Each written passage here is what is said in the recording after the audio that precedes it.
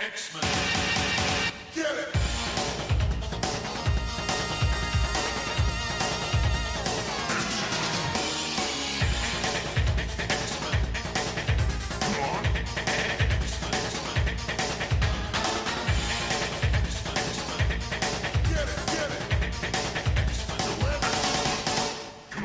Hey everyone, and welcome to another exciting episode of Battle of the Atom. This is your weekly X-Men podcast where we rank every story from A to Z. I'm Adam. And I'm Zach. And Adam, Adam? Hey Adam. Hey. Adam, how you doing today? I'm good. I'm so excited. We're finally doing this episode after it's been delayed. How many times? We couldn't really figure that out before we started recording. So there have been 3 release dates. And what for the movie The New Mutants. And what I have learned is that we've rescheduled this for every one of their release dates. I feel like we've been planning to do this episode literally since we started doing the show. Yeah, literally since we started doing this show 3 years ago. That's wild. I can't believe that. That's crazy. Yeah, it was originally this thing was supposed to come out April 13th, 2018. We started our podcast in July of, no, it was August. It was August of 2017. So, like, we knew it was coming, and we said, okay, we want to do Demon Bear. I want to do Demon Bear. Adam wants to do Demon Bear. But we're gonna put it right here because, hey, April's just around the corner. We can get that media synergy going. And we didn't because, I don't know. Adam, is it ethical for us to go see this movie? Because I do not think it is. Well, I think this is the ethical alternative to going to see New Mutants. It's so funny because I feel like there's been so much apocryphal storytelling around the release of this movie. Like, you know, when will the reshoots happen? Will they be able to get the cast back together? Blah, is blah, Warlock blah, blah, blah. now going to be in this? Which is a right. wild thing to rework into a script. Yeah, that's not happening. And now it has come to light, you know, beyond the whole, like, who has the streaming rights, which I guess is still HBO, is that in an interview with Collider, Josh Boone did say that they have to release it theatrically before they can do anything else. So if you're going to a drive-in movie theater, I think you're good. In fact, I think there's no way we can justify saying it's unsafe to go sitting in your car by yourself in an isolated bubble watching this on a bad projector. Right. Now, if you actually have a real live movie theater, I would think twice. I don't know if that's the best use of your time, and I don't think that this movie is worth risking your life for. Oh, it's probably going to be bad, is the thing.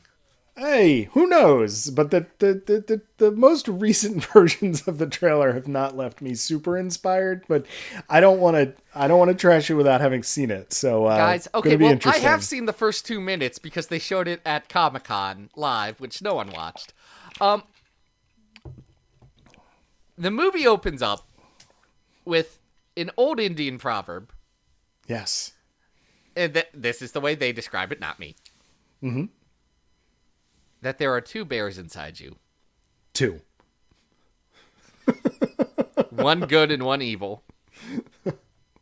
And they are always fighting for control over your soul. Okay. And that's a meme, is the thing. That's an actual for real meme. Oh, it really does on the feel. internet. Yeah, it really does feel like the Footsteps poem, and yet when I turn around, it's just bear paw prints, and I don't know. We'll see where we're going. It is fascinating. We're going to some interesting spaces, but instead, you can just listen to us talk about the stories that inspired this, because the first story we're going to talk about today is Demon Bear! Yes! Finally! After 3 years, we're going to talk about the Demon Bear. This is so cool. I'm so excited to finally talk about Demon Bear. Adam, do you I was know excited about the Demon Bear? Yeah, I was excited to reread it because we've been delaying it so many times.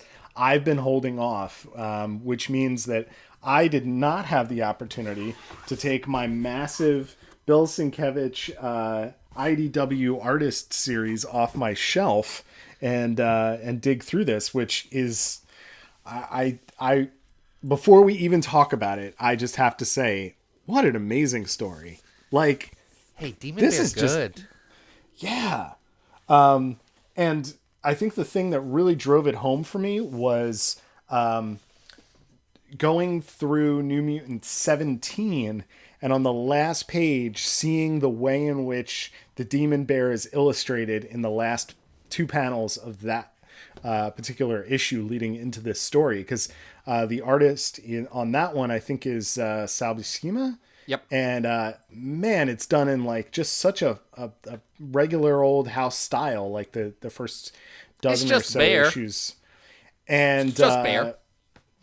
I think, I know that we're a podcast, but since we're live, like opening the page to this amazing like splash page of Danny in this quilt with this crossword puzzle design and the bear coming out of it is just so stunning. Like, this is a real sea change in terms of what art was capable of in a comic book. Hey, you can't call them X-Babies anymore, Adam. No, you cannot, because they are people. They look like people now. Hey, should I assume if someone's on a podcast and are listening, and they know that the podcast is about ranking every X-Men story from best to worst, that they know that New Mutants 18 through 20 was written by our great-great-great-great-great-grandfather Chris Claremont, with art by Bill Sienkiewicz, the greatest of all time. So good. Bill, you did it. I mean, his run on Len this Wein book does the is... colors on this one. Yes. Also, Tommy great Orrs does the colors. letters. Legend. No dispute. And Ascenti edits. It's a pretty good team. I think we do need to recap this because I was shocked going back through it and going, wait a minute, I don't remember some of this. Like, I had a very clear picture of what this story was, and yet I'm opening it up and like one of the first things I'm seeing is Rachel Summers remembering Charles Xavier's assassination. She does show up in the 616 on that one.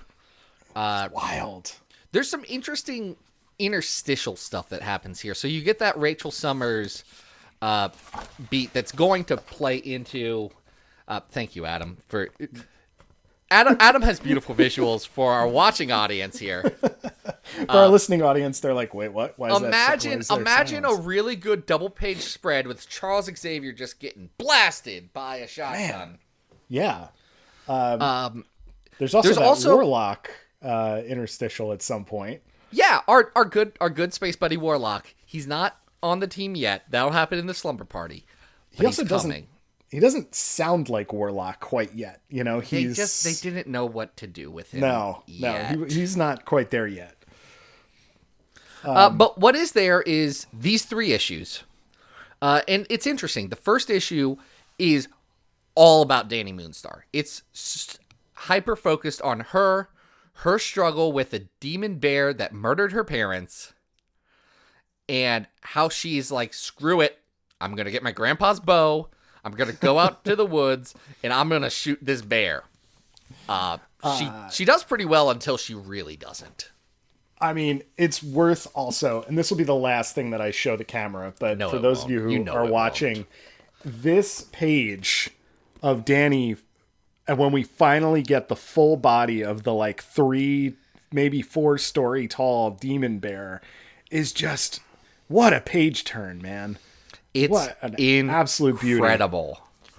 I know we give Bill Sienkiewicz a lot of credit, and no one would say that Bill Sienkiewicz is not a known or appreciated artist in comics, but I still think Bill Sienkiewicz is a little underrated. Like, we think of him as really good. I think he's even better than that, kinda. I am blown away here by his use of page. I was very struck this time by the use of negative space. Like a surprising amount of white page left over, or environments where walls or floors are left textureless, but they're still contoured in a way that really add to the dimension and like the weird bending of this reality. Because while you said the first issue is about Danny hunting the bear, the second two issues are all set. It's an interesting little, cube within a cube, because the New Mutants are in the hospital with Danny getting surgery, but then they're sucked into this other realm to fight the demon bear. So it has this the Badlands, the demon bear's home. Right. This distorted abstract reality, this was the other thing that I had not really thought about, but very, very influenced by Ralph Steadman, the illustrator of Fear and Loathing in Las Vegas. I hadn't really put those things together until I looked at the Badlands issue again this time. Really, really strong connection between the typography that he's using for the titles, the way he's using little blocks to indicate the map of how much Demon Bear is infested. Oh, the area in darkness indicates lands where the Demon Bear controls.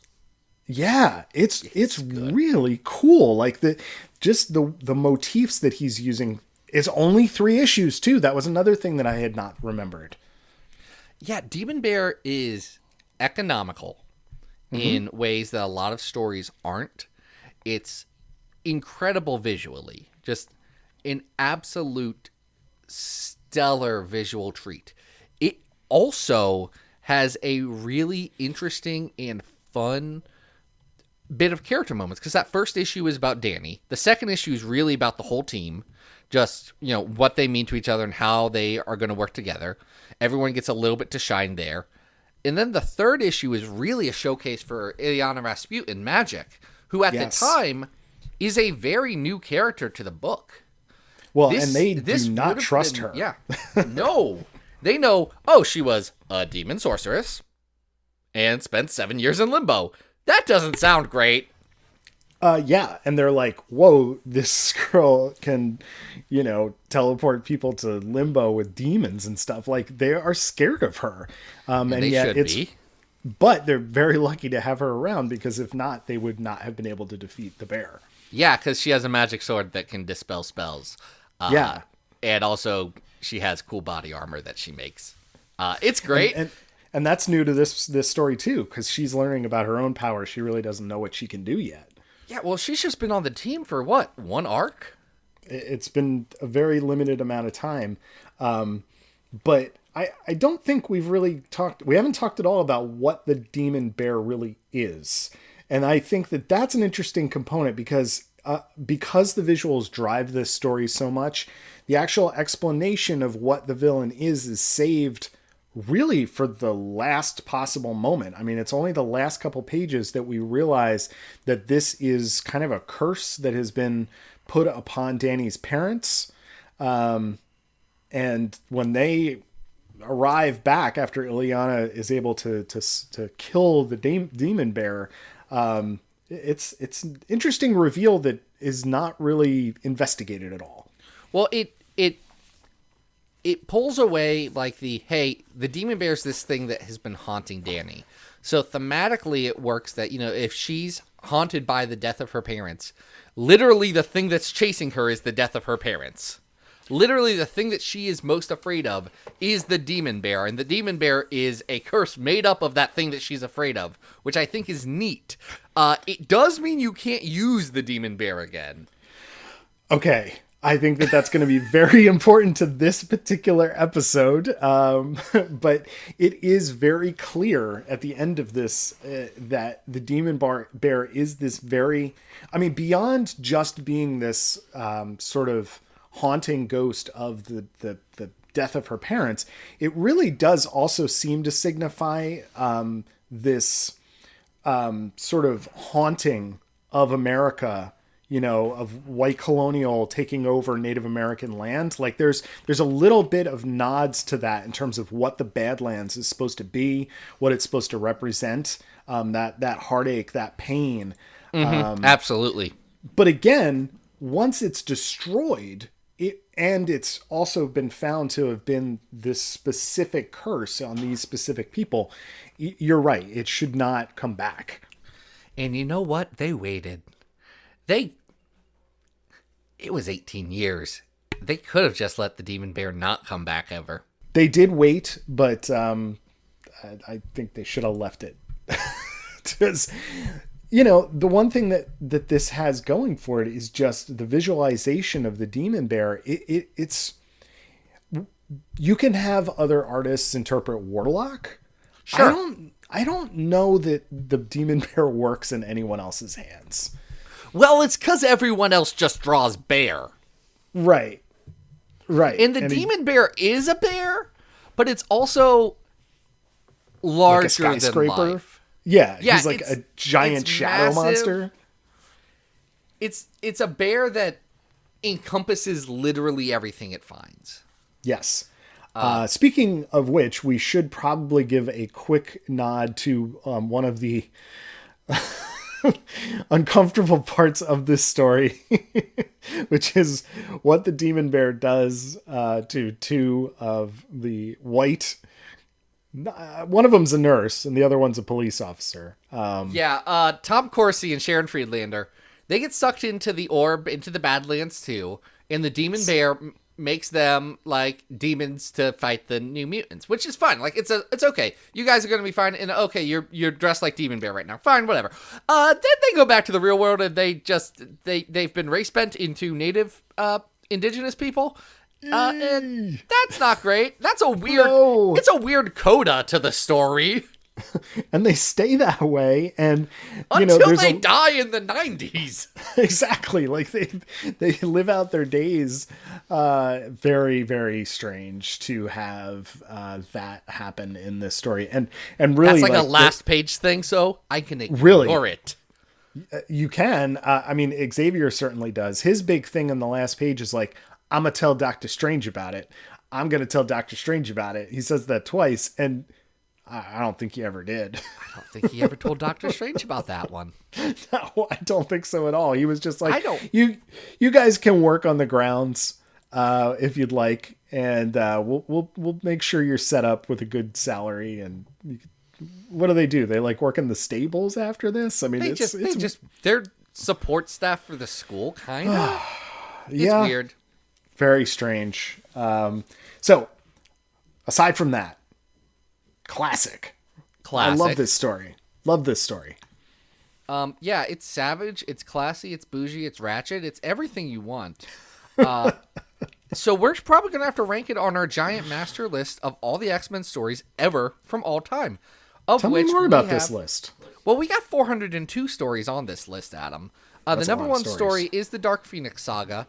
The number 100th story is All New X-Men 37, which is that time that Emma and Jean go to Madripoor in that Mike Del Mundo probably draws a good demon bear. I was going to say, that would be I'd love to see him or Rod Reese. Rod Reese would be... I don't want this to come off wrong because I think Rod Reese is a brilliant artist.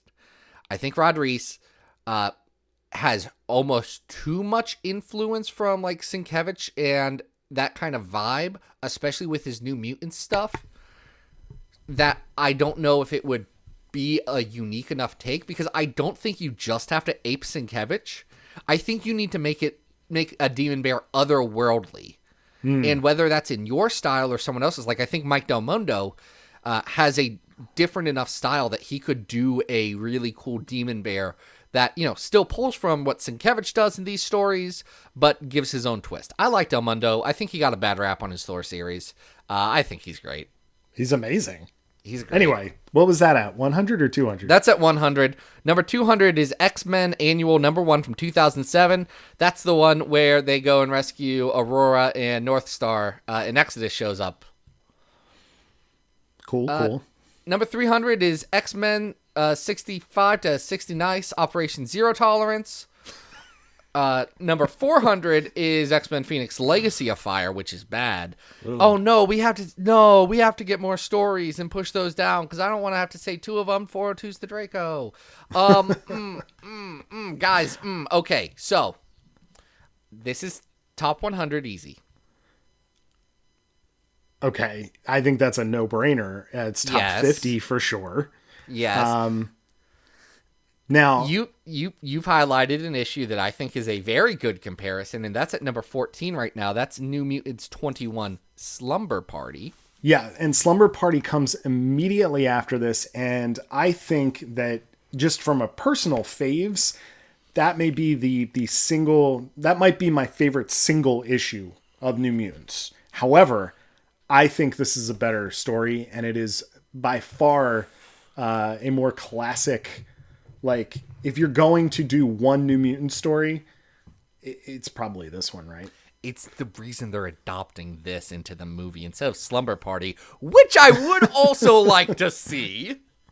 Sure, right? It's great. What a fun idea for an issue.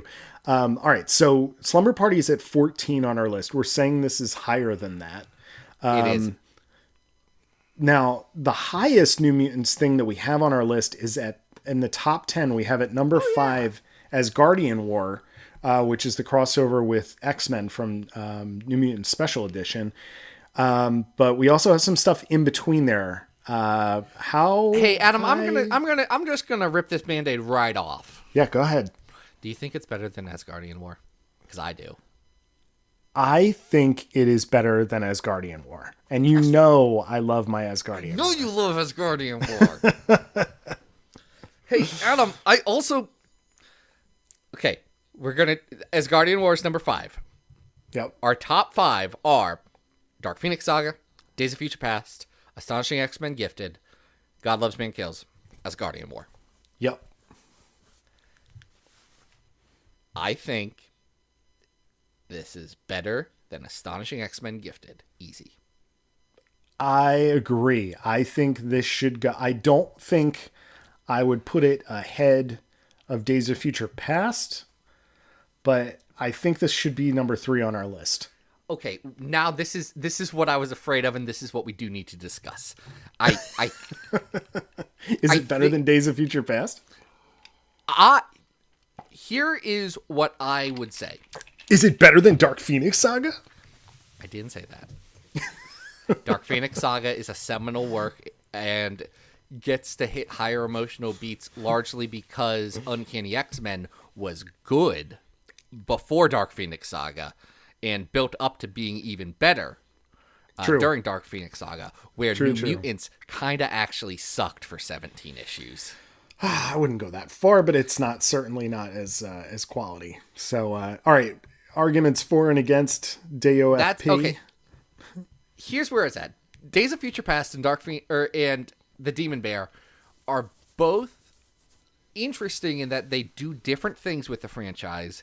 They are seminal stories. They work really well. They push new characters to new heights and give you something that you wouldn't have honestly gotten from anyone else. Mm-hmm. And I think they are very comparable. I think Days of Future Past, if there's any flaw in it, it's that it tells 2 parallel stories, but one of the parallel stories doesn't actually end. The future stuff just kind of falters off. And there's seeds that Claremont will, go back to later. But it's a very anticlimax with Days of Future Past, only because it's like, hey, the X-Men saved the day. But to those X-Men, it's everyone, they just did the normal thing. They don't have the same stakes that we as the readers in that story have when you know the future half of it. Whereas Demon Bear's really good, and I like Bill Sienkiewicz better than John Byrne. That's it. That's it. I think I would still give the slight edge to Days of Future Past, if only because, and hear me out on this. I'm listening. Because it doesn't have to do necessarily with John Byrne versus Sienkiewicz. because I think that they are both classic in their own way for their own time periods. I'm thinking more in terms of what are the overarching themes in both of these stories that really transfer onto almost all other stories. And I feel like the slight edge to that has to go to the origin of the time travel stuff that you see in Days of Future Past, which pops up over and over and over again. Demon Bear does introduce this sort of magic sorcery aspect of X-Men, which again is a repeating motif as we go through the years, but it's certainly not as prevalent as these competing timelines become as we go through X-Men canon. So for that reason, I think I would go with DOFP for number 2. Can I make one rebuttal? Go for it. Because I think that's a great point, but X-Men would have got there. Like, they would have gotten to a time travel story and having that be a big part of them if it wasn't, or if Days of Future Past didn't exist. Days of Future Past does something that is important for the X-Men, generally boilerplate in superhero comics, all things considered, even before Days of Future Past happens. But important for the X-Men, and it does it well. It does it incredibly well. Demon Bear is not where this goes, because ever since this, New Mutants gets this weird horror aspect to it that you don't expect from the X-Babies book. Even the last arc of the Ed Brisson and Flaviano New Mutants that just came out. That's true. Is kind of an homage to this. It's heavily inspired with that weird, like, not in this case, not just mystic, but like psychedelic vibe. Like the New Mutants now take chances that the X-Men books won't. And to me, I would rank that higher, but I will respect your wishes. Well, I think you may have changed my mind. Jerry did. And here's why, is because I think you are absolutely correct, despite the fact that I don't know if I necessarily agree with your argument that the time travel stuff would have gotten there without Days of Future Past, because I feel like that sets it up as a core element of X-Men storytelling. Where I do agree with you is that Demon Bear is more revolutionary. It does something starkly new in a way that I don't know that we had seen in superhero comics before this. Bill had not been illustrating like this before this arc. Chris had not been telling stories like this. Even if you look at what Bill was doing on Moon Knight, which starts as Neil Adams stuff and then ends in a really interesting place that, like, you see where he's going to go. Like, in Demon Bear's this interesting thing where Sienkiewicz is still a little reserved. He's holding back a bit, which I think makes it more approachable than something like Stray Toasters. That's right.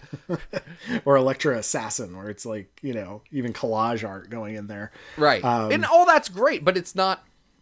This is that perfect mix of what Bill Sienkiewicz is and what superhero comics are, and it blends them together in a really cool way. I love this story. All right. I think we have come to an agreement here that this is the number 2 story on our list. We spent 3 years to get to this moment. And half an hour talking about the story, and I think we've made a very good decision here, Zach. Listen, that's time well spent. Absolutely.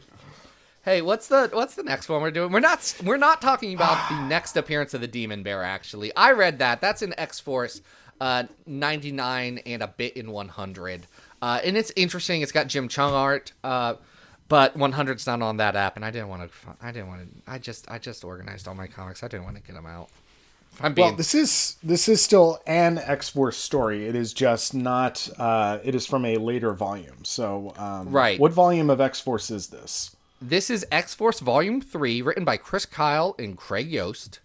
Or no, You got it backwards. Craig Kyle and Chris Yost. You know what? Yep. They need to have different names. It's really annoying. It's Kyle and Yost. They have 3 first names between them, and I know the C's are the starting ones. You can't hold that against me. Mike Choi, who sucks, does the art, and Sonia Obak does the colors on this one. It's called Old Ghosts. It's the black and gray mean X-Force team. Right. And we've, I think we've previously ranked the first 6 issues of this series before on the show. I don't remember liking them very much, but this is around the time that Bastion was bringing back all of the dead ex-baddies. And this is kind of a two-part, two storylines going on here. You just brought up an image of the more interesting one to me, which is Warpath plus Ghost Rider versus the Demon Bear. I liked that part better than the other part of this, which is the Vanisher has stolen the legacy virus and we need to go and stop him. Yeah, that part. Yeah, so Warpath is mad because Wolverine said, Hey, if you go down this path, bub, you ain't washing these stains off. And then Warpath was like, oh no, I killed a lot of people. Like, a lot of people. Right. I should go think about this. Mm-hmm. So he goes to visit his brother's grave, and where all of his tribe is. And Demon Bear shows up, and Adam, here's my first problem. Okay, go for it. Danielle Moonstar is a member of the Cheyenne tribe. Right. Proud Stars? Proud Stars are Apache. That's correct. Those are different. Exactly. That's like taking Greek mythology and smashing it up and saying, yes, this is what Vikings liked, right? This is the Viking thing. It's same. All same. I have not done my homework in terms of how much Chris Claremont actually did in terms of research for the creation of the Demon I Bear assume very around. Little. I'm assuming very little. That he was like, okay, Native Americans, wildlife, attachment to nature. Like, I assume that he did sort of the most basic. So I don't know how much we can really pick on him for that. However, if we are establishing that within Marvel continuity, a certain group of Native Americans have this particular spirit running through them, it is a little bit weird. You're absolutely right to then move to another part of that culture and say they have the same exact traditions and or belief systems. Can I tell you my second big annoyance with this part of the story? Please do. Hey, you know how Ghost Rider, who I'm double checking which one it is because it doesn't matter. No, legitimately, it doesn't matter which Ghost Rider. It was Johnny Blaze. This one's yes. Johnny Blaze. I wasn't sure who was Ghost Rider in 2009, but it was Johnny Blaze. Johnny Blaze does teach James Proudstar, a man who grew up on a reservation. No, this is your heritage. This is all the things that you need to know. Hey, Johnny. Maybe take a step back, right? It's not great. No, and it gets to a point in the last issue where Ghost Rider is actually face painting Warpath. I agree. It is not in any way whatsoever culturally sensitive. What we're describing here is actually it's got much less of a page count than this whole thing about like stealing the legacy virus, and following this vial around and this whole thing with Elixir and X-23. And it actually turns out that the Demon Bear just has, kind of a thorn in his paw. He doesn't literally feel has a too dagger. Good. Right. That's he it. has a skull dagger buried into his side. And so they basically just have to, pull it out, and Demon Bear is their buddy. And he after turns they into do the ghost dance. Yes, he turns into all kinds of what is it? Patronus. He's got like. I mean, I believe, as insensitive as it would be, or as that phrase is, I believe in this context, they are specifically going for indigenous spirit animals, and that kind of vibe.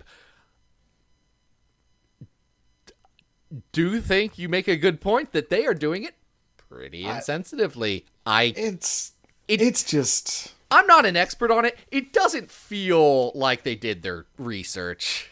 No. Anything having to do with James Proudstar in general just doesn't seem like it ever had any sort of basis in real Native American culture. I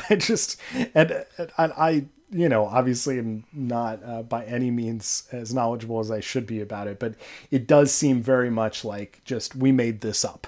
And so, even the appearance of the demon bear, and to say that it's even supposed to be the same demon bear we had seen before, that doesn't make any sense. It makes no sense. And yeah. So I know we're concentrating a lot on the cultural insensitivity of this storyline, but I think just logically it does not make sense. It's insensitive. It's insensitive to indigenous cultures. It's also insensitive to my culture as an X-Men fan, on a different and less important level. But all the same, it didn't need to be Demon Bear. No, they didn't. Absolutely they didn't need not. to do that. No, and then we should talk about the other story that does take up most of the time. Domino shows up. That's nice. I like Dom. Sure. Just kind of interested romantically in Wolverine, which I don't like. There is a miniseries we have yet to cover from this era called X-Force Sex and Violence. That's about Domino and Wolverine having sex and doing some murders. No, thank you. I remember the art being good in that one. The art in this one's bad, though. I don't like it. Yeah, there's some other stuff. I mentioned Elixir before. He is here and is willing to get mind wiped by the Cuckoos. Later, Laura sacrifices herself for him and like almost burns to death while they're fighting the right. She gets better. Of course she does. She's X-23, and I don't know. It's fine. It's all just sort of leading towards this stuff with Bastion, but it's okay. It's a lot like this volume of X-Force. You got the team. They're going to go on grisly, bloody adventures, and it's not really for me. I remember liking this era more than you. I know that. I also know that I remember when I was reading, I was like, this arc kind of seems like it's not doing anything. It's just doing another mission. Yeah, it's basically a long 4 issues of chasing Vanisher, then fighting with the right, and then it's done. You're talking about Telford Porter, right? Telford Porter? Wait, who is that? Remind me.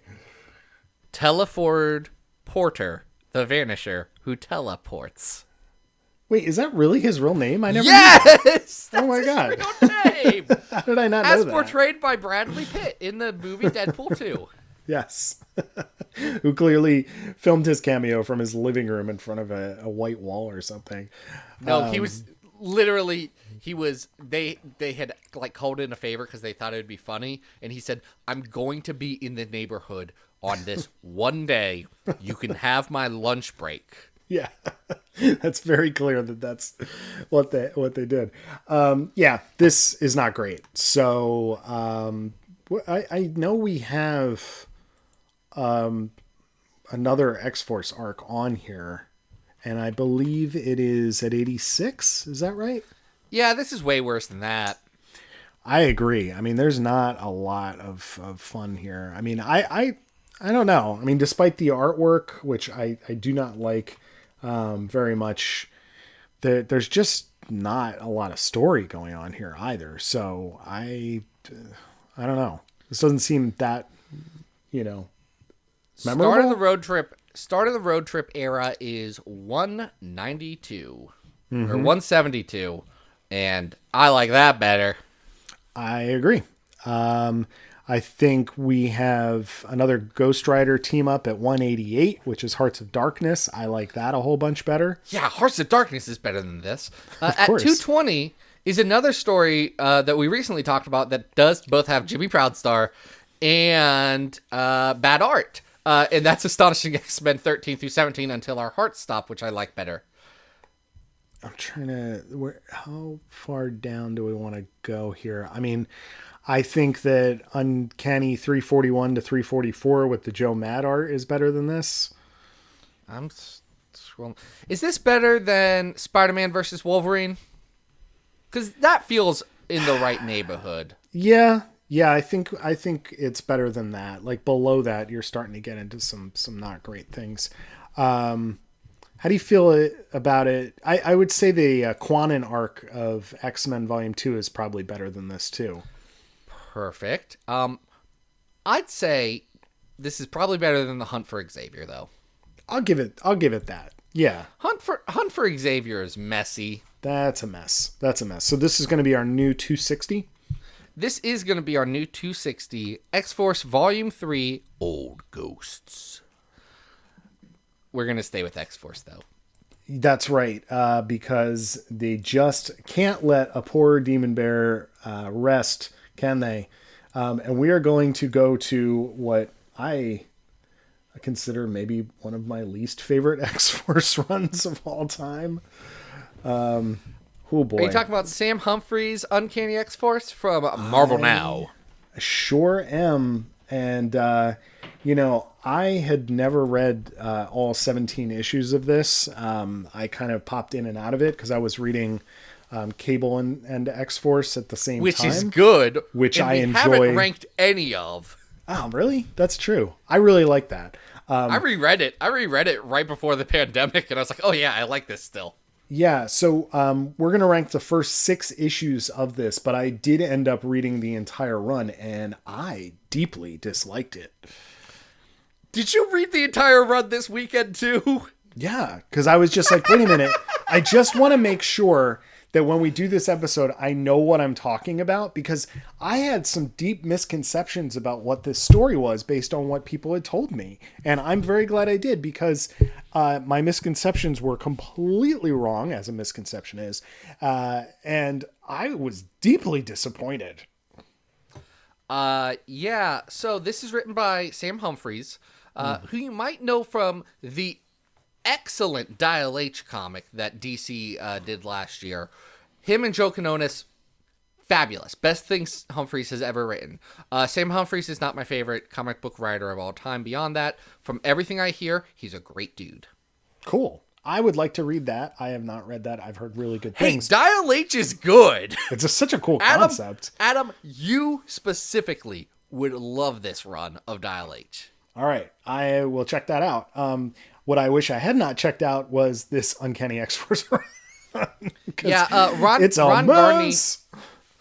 Garney does art for the first 4 issues, and then the last 2 of this, we're doing the first 6 issues because that's really the first arc, more or less. The last 2 are split between Dexter Soy and Adrian Alfona. David Curiel does some colors. Christina Strain does some colors. We get Chris Anka doing covers. Beautiful Chris covers. Anka does some good covers. Great covers. Let's just start with the lineup of this team, which I hate. There's not a lineup is the thing. Storm and Psylocke hang out in, go on a vacation in Hollywood, and Puck's there, and Wolverine asks them to do a favor with Puck from Alpha Flight, and they say, okay. Right, and that favor is to apparently apprehend Spiral, who is just minding her darn business, hanging out with a mutant kid who is getting some people high. And yeah, she is dealing drugs, which... But in reality, she's not. She's really just doling out ibuprofen to people, and then this kid is like, hey, you feel good now. Bzzzt. And leave Spiral alone. She's not killing anybody. She's not doing anything bad. But of course, she has all this baggage with Psylocke has all this baggage with her. So things do not go well. She did rip out her eyes. Fair enough. But then she did switch her body into someone else's body. Yeah. So that's happening. And as it's happening, we are going to get a real fun return of a genocidal maniac known as Bishop. Hey, don't you love Bishop? Didn't you do a very large comic about this man? All right, guys, we just have to. I'm just gonna breeze through this for real quick, okay? Because you guys know I love Bishop, but here, this is a Demon Bear episode. He is possessed by the Demon Bear. Now, keep in mind that when we last saw Bishop, he was stranded in the far, far, far, far, far off future. The 68th century. Right. And I had been under the impression for quite some time, and this is where my giant misconception comes from, that was the retcon that kind of explained why he genocided. Let me tell you, folks, that's not what happens here. No, he just did a lot of genocide. He did. And then became a monk, and then accidentally brought both the Demon Bear and Cassandra Nova back from the future. By the way, yes, the Demon Bear is a Mamundri, the Shi'ar anti-self of no one in particular in this case. Maybe this is a Demon Bear, but it's not treated like it's a different Demon Bear. It is not. And there's this whole thing with Bishop being a Revenant hunter. So in this far off future, he hunts people who are possessed by animal spirits that are being controlled by Cassandra Nova, who is known as the Owl Queen. Yeah. All of them are Mamundri. Yes. It's wild. Yes. So when we see Bishop, he is sort of like bear-like, and everybody is gonna beat up on each other, but we're getting these peeks into his consciousness, and it's supposed to be kind of like, I know it's not supposed to be Sienkiewicz, but it's illustrated by who's the illustrator that does who does Miss Marvel. Those are my favorite parts of the story, but still like not nearly as magical and as abstract as they really should be. Alphona is a weird choice for this. I love their art. Mm-hmm. I think Runaways is beautiful. I think Ms. Marvel, beautiful. Like, yes, give me more of this. Weird choice for the mind of the dark genocidal murder boy that was Bishop, who's possessed by the Demon Bear, who at the end of this arc, the Demon Bear does jump out of Bishop's body and hangs out with Psylocke, where the Demon Bear will remain for the rest of this run, which is weird and less important than you'd think it would be. Yeah, and eventually like becomes it turns on her eventually, but and then goes to live in another dimension after it feels bad. Right.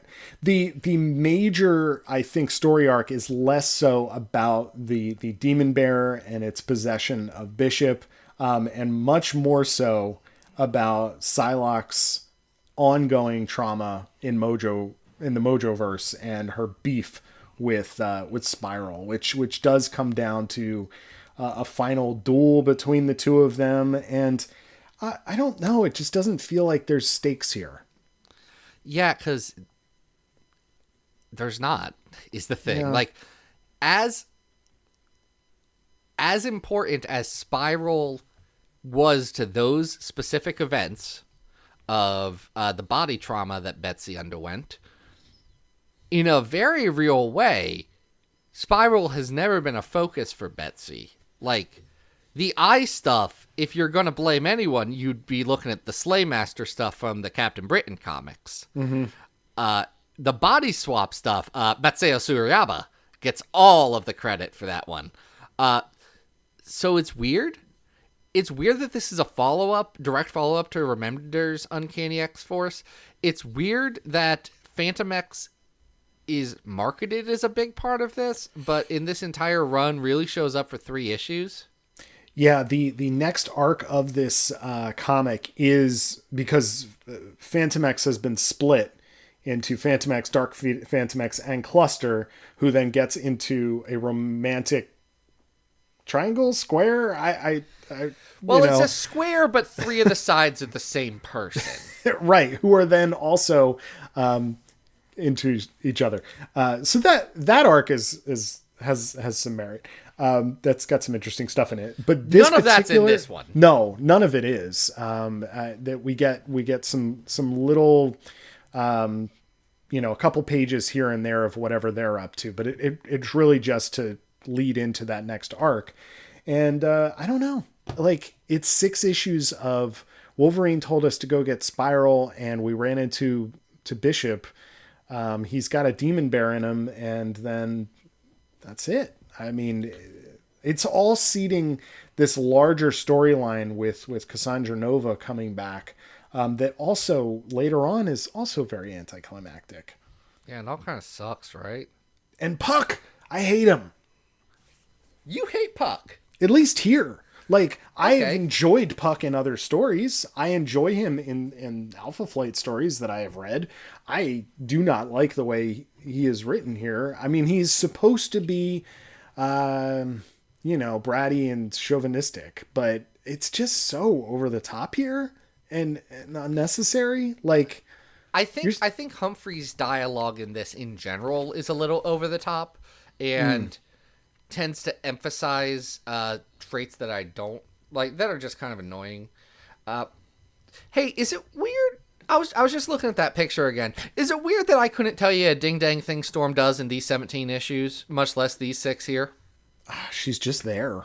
She's just there, and Guys, write Storm better. Just someone has got to be able to do it, right? seriously. It can't just be Claremont. No, and this is I'm trying to think. We're in the same time period as Brian Wood's Storm as well, right? Launches during the X-Men run that has Storm and Psylocke in it launches in like issue 3 or 4 of this. Yeah, it's wild. I mean, she really has there's no really interesting reason for her to be here. I also just want to point out for our viewers who are watching this live that this is what the Demon Bear looks like. Oh wait, I'm going the wrong way with the camera. Yeah, it's not a fabulous not demon bear. not Bill Sienkiewicz. Very Just a bear. just a big old bear. He's cute. Just a bear. There is one choice I like in this a lot, and that is the lettering. For all the cusses, it's just a black censor bar, and I think that works, actually. I don't hate that. You can tell that Humphreys is Put a lot of cusses in there so you can do it. Yeah, like and they're in places where he doesn't need them. So it seems superfluous. It really doesn't seem necessary. Little bit. Right? Like, this is rated R. Like, calm down, Sam. Right? Where should we rank this one? Is it better or worse than what we just ranked? No, I liked Old Ghost better. I think I did too. So I like X-Men Volume 4 1 through 3 Primer better than this. I would That's agree. at 277. Yeah, I would agree. I think this is probably on par with. How do you feel about it against something like Extreme X-Men Expose at 290? I like Extreme X-Men Expose better. At 301 is Extraordinary X-Men 1 through 5, which is a bad comic. Yeah, but that's better than this, I think. It's better than this is the thing. Yeah. All right, now the we're really 1995 X-Force and Cable Annual is better than this. Yeah. Hunt for Wolverine thing's better than this, I think. Better or worse than Muir Island Saga? I think it's worse. Worse. Better or worse than Life and Times of Lucas Bishop? That's got that bad Larry Stroman art. Oh man, you know how I love Larry Stroman, but there is. I love Larry Stroman before 2006. Not his best work, though. He did do a really great X Factor variant just recently. For That X was Factor great. 1. That was Isn't that beautiful? fantastic. And if you check him out great. check him out on Instagram, he's doing a lot of sketch work. He's drawing necks really long now for some reason, but it's still amazing. He draws like strong guy like every day. Hey, you know how believable it is that Larry Stroman just got real into long necks? Like he's like, no, that's how I want my art to be. That sounds exactly like him. I love it. How do you feel about this versus? I think it's worse than that. Than Life and Times of Lucas Bishop. Better or worse than Betrayal in the Bermuda Triangle, X-Men Volume 316 to 19. Worse. It's worse than. Here's where I would put it. Yeah. I would put it because we've gotten to the dregs of this list. We really have. I would put it above X-Men: The Search for Cyclops, below Exiled: The New Mutants JIM crossover. I'm okay with that. That sounds like a good place. So that's going to make this our new 327. It is. This is our new 327, guys. Yeah. I'm sorry. And for those that of was you a downer. Yeah, and for don't those use of you Demon Bear anymore, creators. Yeah, don't do that. And for those of you who thought that Charles Soule just like put Bishop back into 90s, no, go and read this 17 issue arc and be like, oh no, that's not good. To be fair, this arc does climax with a crossover with Cable and the X-Force that ends with Hope stabbing Bishop and saying, "Stay away from my family." Like, I'm not going to keep murdering you, but you stay away. Yeah. And then Bishop being like, I deserved that. Yeah. Cable also shakes hands with him. Anyway, he's a bigger man. We will review that at another time, and I will get very angry about it. Hey, we Demon Beared. This happened. We did a Demon Bear finally. Woohoo! Thank you so much, everyone, for being patient with us. Don't go to see the movie unless you can ensure you and your family's safety and your friends and everybody around you. Even if you feel like you won't get sick, well, you don't know what you're carrying right now. And just be safe, people. It ain't going to be worth it. No. Guys, it's don't every think... movie this year has gotten to streaming pretty quick. They'll find a way. Exactly. And even if they don't, you'll be okay. Yep. You can skip a new Christopher Nolan movie and stay healthy. You can skip this movie with not black sunspot in it. It'll be okay. Yeah. Listen, magic's great. Magic's incredible. Rain's Love her great. to death. Rain's great. Everything else, I'm like, Man. could we not? Gonna be interesting. Interesting's one word for it. Hey, Adam, where can people find you online? Guys, you can always follow me on Twitter at Arthur Stacy. Zach, where can people find you? People can find me at Xavier Files. We got all the latest and greatest stuff with the X-Men multiverse going on that one. What's next week? We are doing something much more recent. I think we need a... It's going to be an X-Men update all week. I didn't mean for it. Adam picked it. That's so right. Blame him. This is my fault. It's 100% his fault, and I love it. But until then, guys, this... if you want your own thing, Patreon, you know where to go to the Patreon. Do your dirty business. But until then, this has been Bally Adam. We hope you survived the experience.